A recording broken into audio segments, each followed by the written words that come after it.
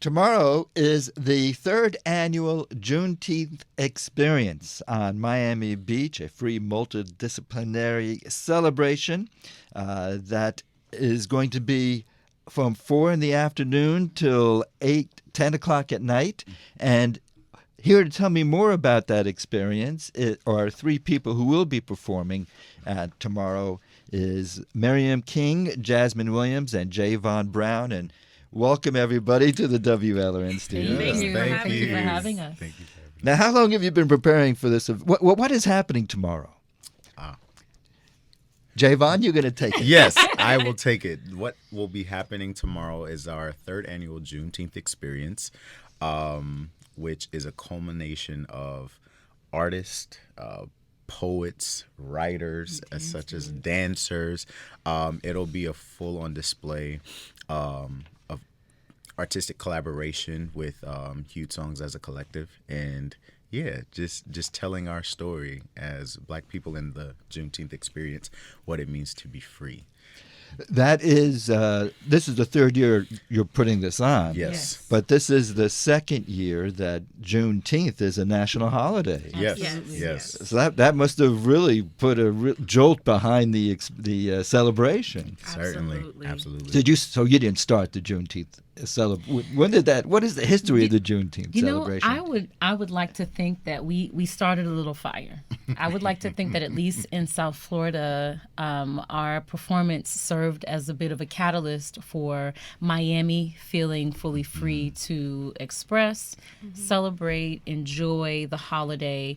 It was federally recognized, we know, over the last 2 years, but the first year since our program's inception, at least of Juneteenth in 2018, this celebration was very notable for members in our community as a marked experience, right? Juneteenth for Black culture is very significant because what it essentially says is that liberation and freedom were and have always was always ours to claim.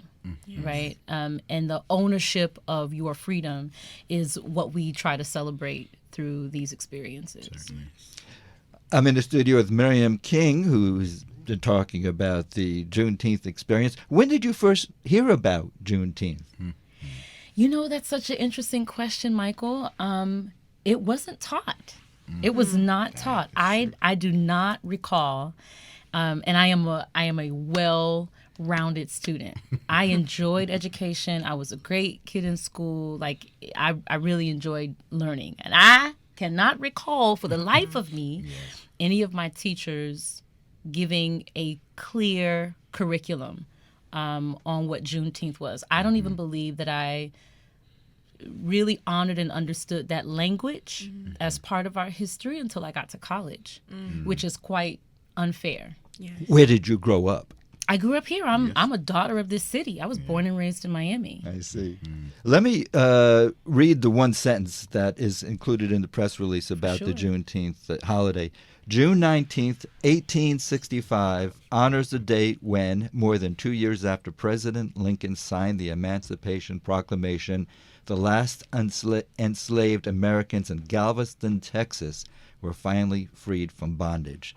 So actually, we could thank Texas for ignoring the Emancipation Proclamation for 2 years and still enslaved people.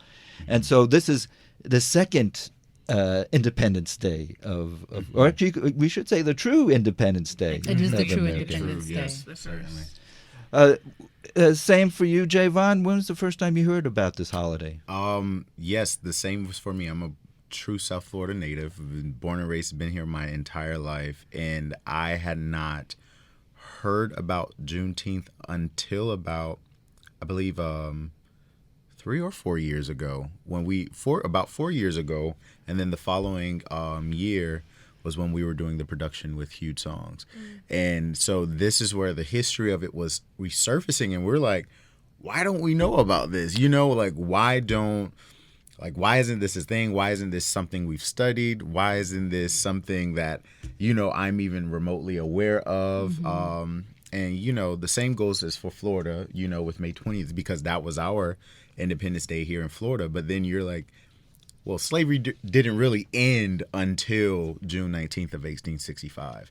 And that was something that I think baffled all of us. But in the year of us learning about that, 2020 being such a pivotal year for everyone with the pandemic and everything going on in those times, I feel like it also served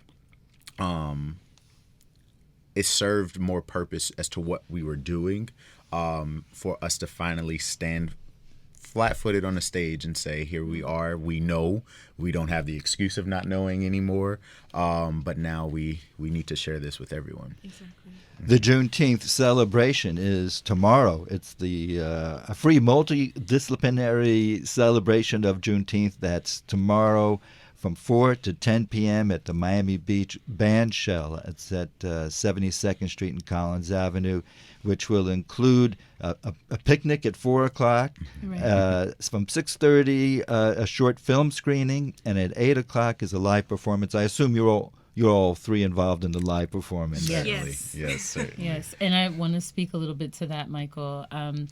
There was a proclamation created by the city of Miami Beach last year that, again, with the work that Huge Songs as a production company has done to celebrate and amplify the voices of Black and Brown artists and creatives through this experience, we have officially been made a part of the city's celebration. So the city of Miami Beach has onboarded Huge Songs as the production company and the Juneteenth experience as part of their annual celebrations. Yes. So we're really excited to partner in this venture, and that this is a relationship that supports and perhaps even encourages other cities in Greater Miami to, make a reclamation of the day and the time in an official way that invites community members to be a part of such a celebration.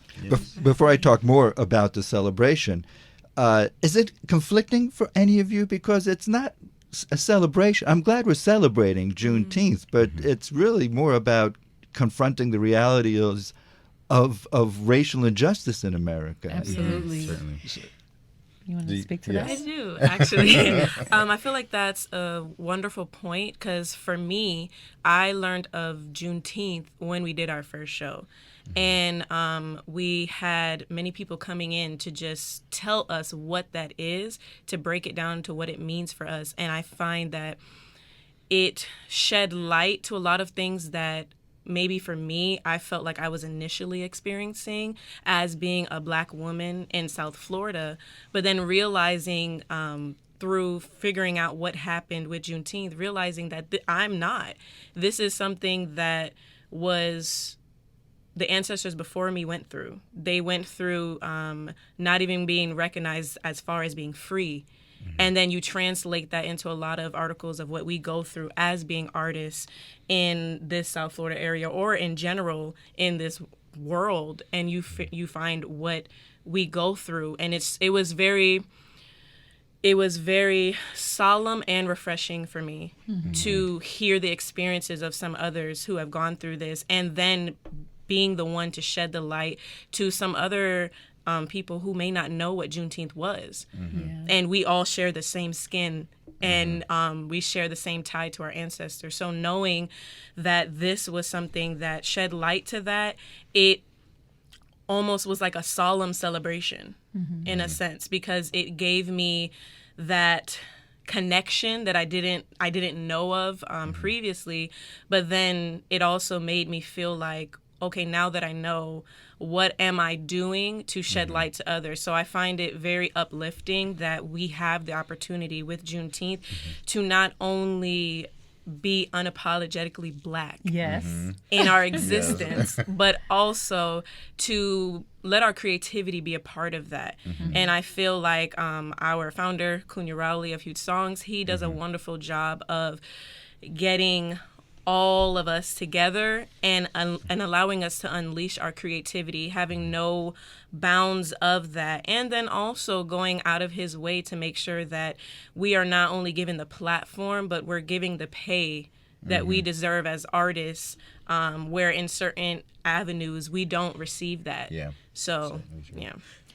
I also wanted to add to that, thematically, like with year one, we've gone through these themes of, because we're talking about the harsh history of it.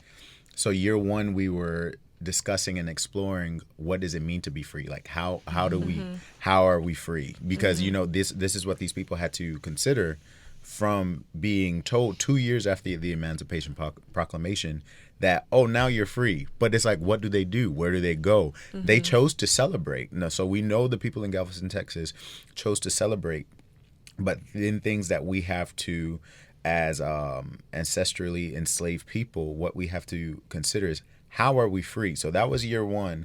Then beautifully, the second year of the second annual Juneteenth experience was, how do we heal? So it's like, okay, now we're free, but then how do we confront our healing that is necessary? And then now this year, what we're discussing in our theme is belonging. And so it's, how do we belong? What does belonging look like for us? Going through the real journey, the psychological process that oftentimes we are not allotted enough space or time to consider, and to really reference that for ourselves and what that looks like, and define that so we could live through that freely. I'm in the studio with Javon Brown. We also listened to Jasmine Williams talking, and also Miriam King is here in the studio, all part of the Juneteenth experience that is tomorrow, which includes a short film screening at 6:30 and live performance starting at 8 o'clock till 10 o'clock. What kind of live live performance will there be tomorrow?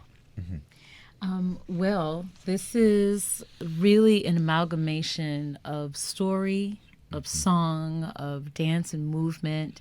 It is you're at the threshold of a full lived experience through the bodies and voices of beautiful Black people who acknowledge who they are. And I'll speak on the end of being the writer of the script this year. Cunha gave an incredible opportunity to really develop a framework for the conversation. He came and shared essentially like, hey, this is, what I feel like we're moving or evolving into in terms of the theme. And he just kind of let me at it, right? And so I thought to take us on this journey of inquiry, discovery, and celebration, right? And it's the space that I think it moves so specifically that it can become universal in the way that it resonates with anyone, right? Our lived experience is such that we are curious about our identity.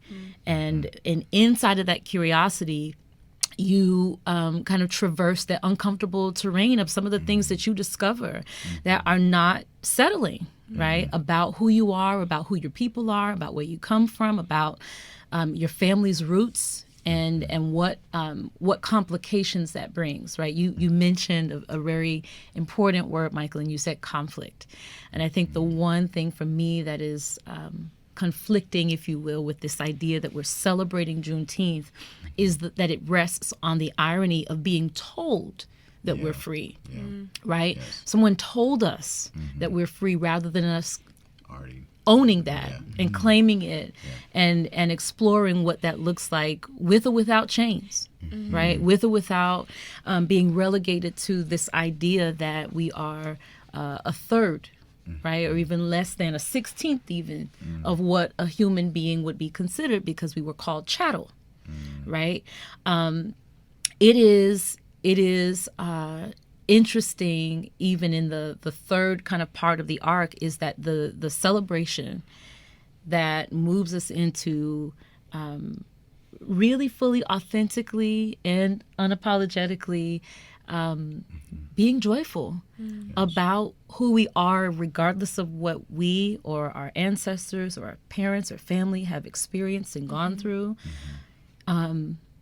That we make a choice. We make a choice to either be damned by the history, or to take another direction, right? And are we going to allow our history to dictate who we will become, or do we make another choice and say we're resilient and we're still alive and we are here, and there is something to speak in joy and in faith and in celebration and in hope for all of that. Yes. Yeah. You're going to be expressing this joy and hope tomorrow through your singing and your Yes. dancing. Right. And Miriam, I didn't realize you're also a writer. Yes, I am. I mean, among other things, but that's not just me, right? Like this entire cast, what makes this ensemble so powerful is that we all have several talents that we're all quite proficient and prolific in. And I think that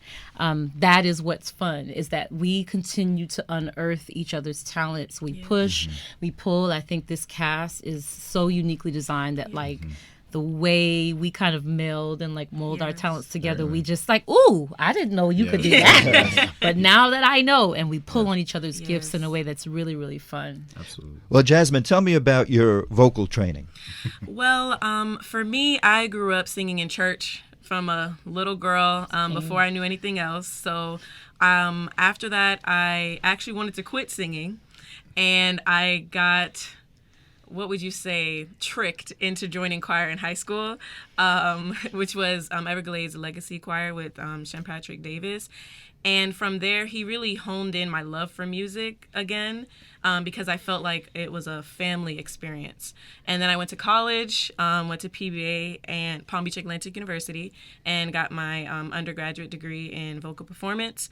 And actually, in a month or so, Javon and I will be going to Southern Methodist University to do our master's in vocal performance. Wow, congratulations. Thank you. But in all of that, I feel that with Huge Songs and with Cunha and with this Juneteenth experience, it unlocked a level of creativity for me vocally that after I graduated high school, I hadn't experienced. Because usually as artists, we can all attest, you go into an avenue and it's kind of already preset for you. This is what you're singing. This is how we want it. And so you kind of just get used to following the mold, and you don't realize that as an artist, we depend on the room and the space for our creativity to be unleashed. And in Juneteenth, we have that, especially this year. And I find it so befitting, as Miriam said, with the main theme being belonging, and we actually experienced that through the music. For many people who came to our first and second year experience, there's some songs that we have done in both those experiences that we have completely turned upside down, and all have had our input Kinds of ways of creating our own version to a lot of these songs. And I feel like it just proves as a testament to what this experience is going to be. And I think for all of us, we can say that we, in the first and second year experience, we had characters. This year, we are ourselves. Yes. So it is me, Jasmine. It is Miriam. It is Javon, and the rest of our cast. Literally being ourselves in belonging as Black, beautiful, unapologetically Black people, and we are sharing that with the community. So I'm really excited to see, especially in the musical aspect, I want to see people getting up. I want to see people dancing. I want to see people swaying as the beauty and the conflict is brought to them in an experience that I feel like will be life-changing. That was a lot you said there. That was quite a bit. I think the question was, what was your training? Yeah, I just added that in there. I'm like, that's my training, but I'm just like, I feel like I'm being retrained in my creativity. Yes. Okay. So I wanted to give a testament to that. Are you going to school to be a singer? So I will be going to school to further my training in vocal performance. But then from there, I want to get my PhD in therapy, because I want to kind of house them together to basically be a therapist. I will. You are correct. I will become a therapist to help artists, because I feel like there's such a a lack there, especially from somebody who can understand, and who more to understand than an artist himself. So, yeah. That's Jasmine Williams. Javon, what's your intention with your master's degree? Oh, my intentions with my master's degree carries the same. One that I found, because I didn't have a background growing up in singing. If anything, I played the drums in church. But when I found and discovered that I had a voice, and I had many mentors, and this was actually after a football injury for me, I had many mentors come and was like pushing me and nudging me into the world of music.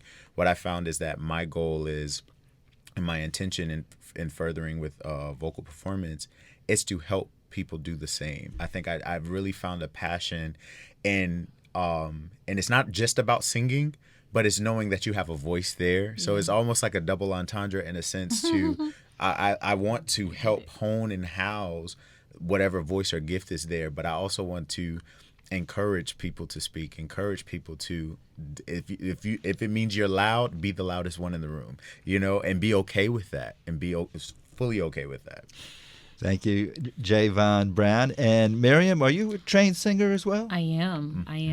My background also is in the church. I'm a preacher's kid. And what's interesting, and I actually shared this the other day, not reflecting on how unique the experience was. I was the first and perhaps only child that was, recruited to the adult choir at 11 years old. Wow. And in a traditional Baptist church, that does not happen. So I completely skipped over the children's choir because my voice was too mature. It really did sound quite different. Was that here in South Florida? Yeah. Yeah, at Bible Baptist Church. Shout out to my family. At Bible Baptist Church. So it was preset that you were going to be singing. Something like that. Listen, I had teddy bears. I didn't believe in what y'all call baby dolls. Baby dolls. I had doll babies because I was not a girly girl in any kind of shape or form. My mom threw me into Barbizon and modeling. But I would sing with a brush. The brush was my microphone, and I had an audience. And my first actual album, here is to vocal training. My first personal album was Mariah Carey's Music Box. And this is in the 1990s, circa 1990, when Vanessa Williams and all those voices were doing their thing in Whitney Houston. So Whitney Houston, Vanessa Williams, Mariah Carey were all my immediate points of reference. And so I would wail those high pitches. What do you call them? Yeah. Musicians. What do you call them? Vocalists. What are those? Whistle tones. Whistle tones. Yeah. Oh, So yes, I would sing in those whistle tones. Oh, that's as a kid. lot of skill. Sure. Yeah, and I mean, for a kid, you're you can get there right? But I had been doing it so much that became a part of the practice. Me not knowing that I was honing this kind of specific gift. But specifically to your question, I studied at the University of Central Florida in the theater conservatory. So I am a musical theater baby. And what are you doing now? Yes, so I am a consultant, actually. I'm a leadership development consultant. I am a multi-hyphenate artist in the sense that I can both practice in my creative and professional space. But I essentially facilitate workshops and trainings for organizations and nonprofits and support them to strengthen their systems and their culture and executive leaders within the organization. So that's daytime, I should say. But everything else is me singing, songwriting, preparing. I'm right now getting ready to launch a one-woman show, and so I'm steady in the mode of creating. I stay in that space. Miriam King in the studio. Also in the studio is Jasmine Williams and Javon Brown, part of the cast. How big is the cast? A big cast tomorrow? We are 8 on stage, so there are 5 actor-singers. There are 3 dancers, and then we have a full band, a live band of 5 instrumentalists. So all told, we're 13. That's the 3rd annual Juneteenth experience tomorrow at the Miami Beach Bandshell. A outdoor picnic begins at 4 o'clock. Filming starts at 6:30, and the live performance starts at 8 o'clock at the Miami Beach Bandshell, 72nd Street and Collins Avenue. And that's free tomorrow, which is amazing. Yes. And before you leave, we're going to have a little performance, just a small sample of what's happening tomorrow evening. And what piece did you choose? We chose Optimistic by Sounds of Blackness, which we'll be sharing a snippet of, which has since last year become our hopeful flagship song of the end to it, because it's really a song of hope and reinstilling hope and through our journeys of blackness. Yeah, and listen, I do want to add this tag that because we have been so creative this year, I want our listening audiences to be excited to expect that Huge Songs will release its own album. Yes. Outstanding. Yes. Are you an official in Huge Sounds? Yes. Huge Songs? Huge Songs? Yes, Huge I mean, Songs, us, as well as the Arsimer McCoy, who's a beautiful poet, but you'll also hear and experience her original poetry throughout the show. Darius. And Darius now, who we've added on this year. So yes, but we've been there since the beginning, since 2018. But you're going away to get. No, we'll always come back for But Juneteenth. we will That's always not come an back. option. We don't have a choice. I don't think we have a I don't think choice. we have a choice. We don't. Being that it's certainly started with all of us. Yes. I don't think we're going anywhere anytime Okay. soon. But so all right. So, 1, 2, 3, boom. When in the midst of sorrow, You can see up when looking down. a brighter day tomorrow will bring. Just hold on to your dreams. Yeah. Don't give up and don't give in. Uh-huh. Although it seems you never win, you will always pass the test as long as you keep your head to the sky. You can win as long as you keep your head to the sky. Be optimistic, ooh, long as you keep head to the sky. Ooh, long as you keep head to the sky. Ooh, long as you keep head to the sky.